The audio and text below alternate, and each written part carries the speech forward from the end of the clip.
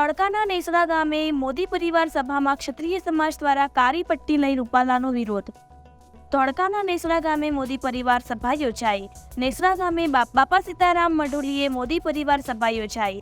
ખેડા લોકસભાના ઉમેદવાર દેવુસિંહ ચૌહાણના પ્રચારના અનુસંધાને મોદી પરિવાર સભા યોજાઈ હતી, જેમાં રાજકોટના ઉમેદવાર પરસોત્તમ રૂપાલાએ ક્ષત્રિય સમાજ વિરુદ્ધ કરેલી ટિપ્પણીને લઈ કરવામાં આવ્યો વિરોધ। ક્ષત્રિય સમાજના લોકોએ મોદી પરિવાર સભામાં કર્યો વિરોધ। પોલીસ દ્વારા ગાંધી ચિંધ્યા માર્ગે વિરોધ કરી રહેલા ક્ષત્રિય સમાજના લોકોને ડિટેઇન કરીને પોલીસ મથકે લઈ જવામાં આવ્યા।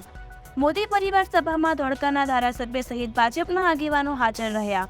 લોકોની મોદી પરિવાર સભામાં પાંખી હાજરી, ખુરશીઓ જોવા મળી ખાલી। આમ રાજકોટના ઉમેદવાર પરસોત્તમ રૂપાલાનો વિરોધ હવે ગામડાઓ સુધી પહોંચી ગયો છે, જેમાં નેસડા ગામે મોદી પરિવાર સભામાં વિરોધ કરવામાં આવ્યા બાદ કોર્ટ ખાતે ક્ષત્રિય સમાજ ભાજપ કોઈપણ નેતાને પ્રચાર કરવા નહીં આવવા પ્રવેશબંધીના બેનરો લાગ્યા છે અને રૂપાલાની ટિકિટ રદ કરવા માંગ ઉગ્ર બની છે।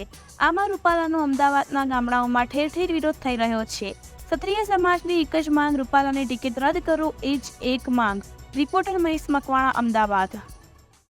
આજે જે આ વિરોધી પોસ્ટ લગાવવામાં આવી તે કયા અનુસંધાને અને કેવો વિરોધ પ્રદર્શન કરીને તમે પોસ્ટ લગાવી?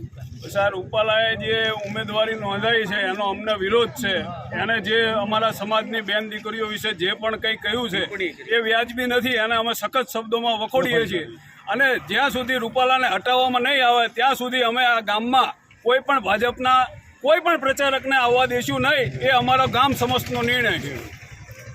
અને રૂપાલા સાહેબની જો ટિકિટ રદ કરવામાં આવે તો?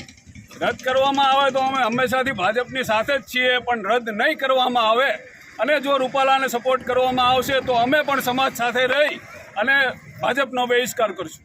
ભાજપનો બહિષ્કાર કર્યા પછી કોઈ અન્ય પાર્ટીને સમર્થન કરશો? અન્ય પાર્ટીને આપશું કે નહીં એ પછીની રણનીતિ અમારા ઉપર સંકલન સમિતિ જે નક્કી કરશે એ પ્રમાણે, પણ અત્યારે તો અમે બહિષ્કાર કરીએ જ છીએ।